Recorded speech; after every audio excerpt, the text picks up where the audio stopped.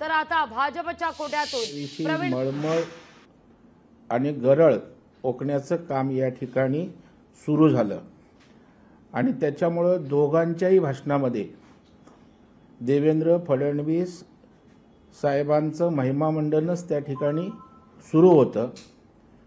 परंतु या ठिकाणी एक गोष्ट मान्य करायला लागेल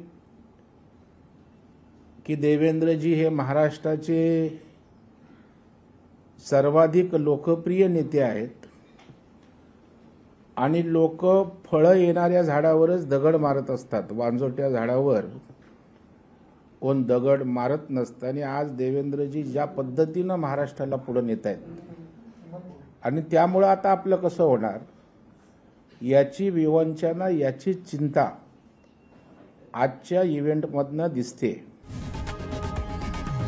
लोकशाही मराठी ऐका, पहा, जागरूक रहा.